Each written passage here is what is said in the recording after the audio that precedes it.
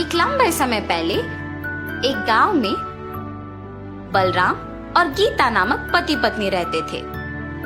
बलराम नारियल पानी बेचता था।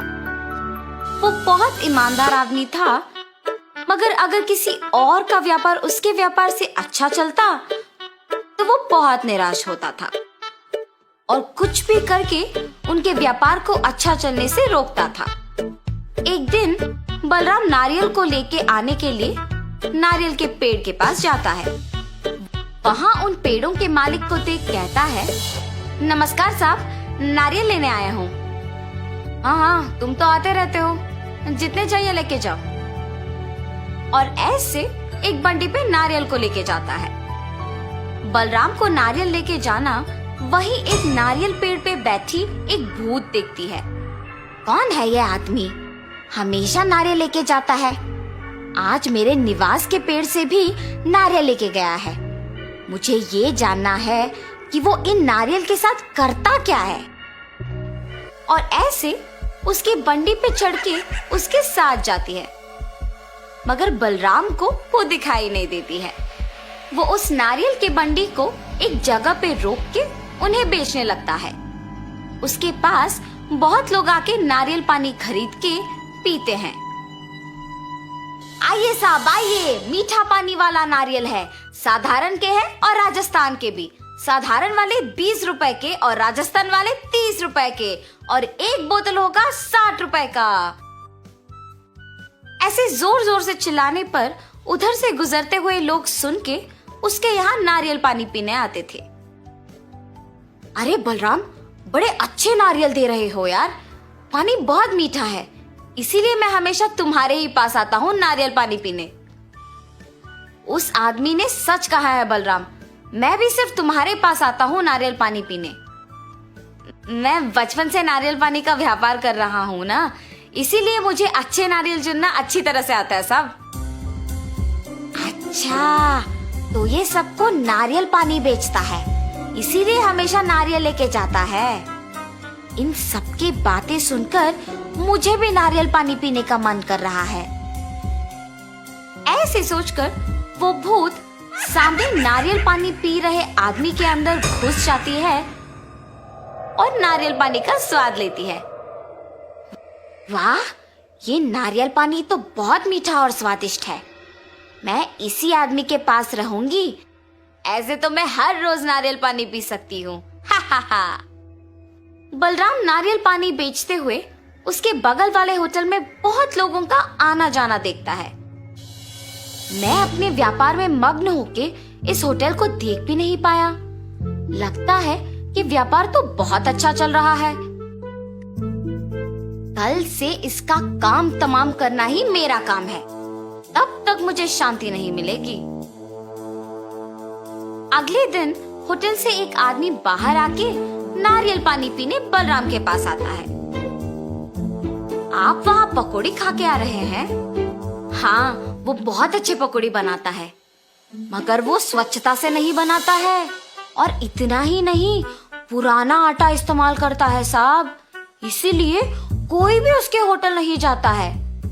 हाँ, ऐसा है क्या? आइंदा मैं कभी उसके होटल नहीं जाऊंगा।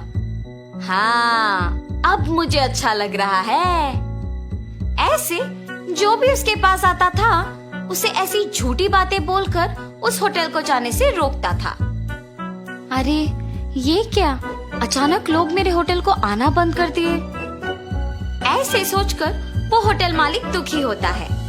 ये सब बलराम की बंडी पे बैठे भूत देखती है। इस आदमी के वजह से उस होटल को कोई नहीं जा रहा है, और अब उस होटल का मालिक दुखी है। उसके बगल वाले आदमी के व्यापार को अच्छा जाते हुए देख ईर्ष्या से किसी को उस होटल जाने नहीं दे रहा है। ये मनुष्य सारे शायद ऐसे ही करते हैं। ये तो अच्छा हुआ कि मैं मनुष्य नहीं हूँ, लेकिन मुझे उसे उसकी गलती का एहसास दिलाना होगा। ऐसे सोच में पड़ जाती है। इतने में एक औरत नारियल पानी पीने वहाँ आती है। बाबू, एक नारियल दो मुझे। जी मैडम। और एक नारियल को काट के देता है, और वो औरत नारियल पानी पीती है। हाँ, मैं अगर इस औरत में घुस जाऊंगी तो इस आदमी को सबक सिखा पाऊंगी। और ऐसे उस औरत में घुस जाती है। बाबू, नारियल पानी बहुत अच्छा है, एक और दो ना। जी मैडम। और ऐसे एक और नारियल देता है। ऐसे वो औरत एक के बाद एक नारियल का पानी पीते ही रहती है। आखिर में उस बंडी पे मौजूद सारे नारियल खत्म हो जाते हैं। हैं? क्या ये एक मनुष्य ही है? मेरे पास के सारे नारियल का पानी पी गई। मैडम, मेरे पास के सारे नारियल ना खत्म हो गए, अब आप पैसे दे दीजिए। लेकिन वो पैसे दिए बिना बस चुपचाप खड़े रहती है। मैडम, पैसे दिए बिना आप ऐसे खड़े क्यों हैं? पैसे दीजिए। और अचानक वो भूत में बदल जाती है। क्या मुझसे ही पैसे मांग रहे हो तुम? ऐसे जोर से कहती है। उस भूत के चेहरे पे घाव और आंखों को लाल होते देख बलराम बहुत डर जाता है। हाय भगवान, भूत!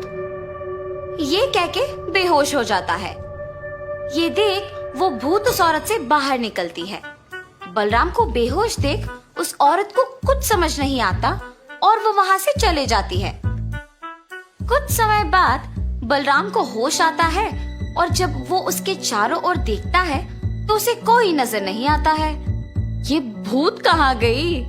मेरे सारे नारियल का पानी पी के पैसे दिए बिना चली गई। वैसे मुझे तो खुश होना चाहिए कि वो सिर्फ मेरे नारियल का पानी पीकर मुझे कुछ नहीं की। मुझे तो कल से दुकान लगाने के लिए भी डर लग रहा है। ऐसे सोचते हुए अगले दिन डरते हुए दुकान लगाता है। लगता है इसे कल का सबक काफी नहीं था। मुझे इसे कल से दुकान लगाने से ही रोकना होगा। इतने में उसके पास नारियल पानी पीने एक औरत आती है और कुछ आदमी भी आते हैं। ये देख वो भूत उस औरत में घुस जाती है। पहले उसको एक नारियल काट के देता है। वो नारियल पानी पी के पैसे दिए बिना जाने के लिए पीछे मुड़ती है। मैडम, मैडम, आप पैसे दिए बिना जा रहे हो? वो औरत भूत की तरह बदल के पीछे मुड़ती है। इतना जल्दी भूल गए मुझे कि पैसे मांग रहे हो? ऐसे जोर से कहती है। उसे डरावना दिखते देख वहाँ के सारे लोग भूत भूत करके चिल्लाते हुए भाग जाते हैं। बलराम भूत को देख कांपते रहता है। उसके बाद भूत भी वहाँ से चली जाती है। कुछ देर बाद बलराम वापस होश में आता है। आज भी वो भूत आई है। मेरे साथ और भी लोग उस भूत को देख भाग गए। कल से कोई भी मेरे पास नारियल पानी पीने नहीं आएगा। ऐसे सोचकर तब से नारियल पानी बेचने के लिए डर के घर पे ही रहता है। कुछ दिन बाद उसके बगल वाले होटल का मालिक बलराम का ना आना देख सभी की बातें सुनकर उसके घर जाता है। बलराम, बलराम, तुम यहाँ क्यों आए?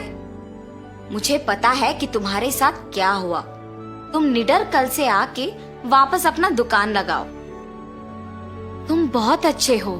सबकी बातें सुनकर मुझे प्रोत्साहित करने आए हो। लेकिन मैंने क्या किया? तुम्हारे व्यापार को अच्छा चलते हुए देख ईर्ष्या से तुम्हारे व्यापार को नष्ट करने का प्रयत्न किया। मुझे माफ करो। जो कुछ भी हुआ उसे भूल जाओ। मेरा व्यापार अब अच्छा ही चल रहा है। मेरे व्यापार ऐसे अचानक रुकने की वजह से ही मुझे मेरे गलती का एहसास हुआ है। ऐसे जब कह रहा था वहाँ वो भूत आती है। अरे भूत, भूत! मुझे देख के डरो मत। मैं तुम दोनों को कुछ नहीं करूंगी। बलराम, तुम्हें तुम्हारी गलती का एहसास दिलाने के लिए ही मैंने ये सब किया है। अब जो तुम सुधर गए हो, मैं खुश हूँ। अब मैं तुम्हारे पास नहीं आऊंगी। मैं अपने निवास की जगह चली जाऊंगी।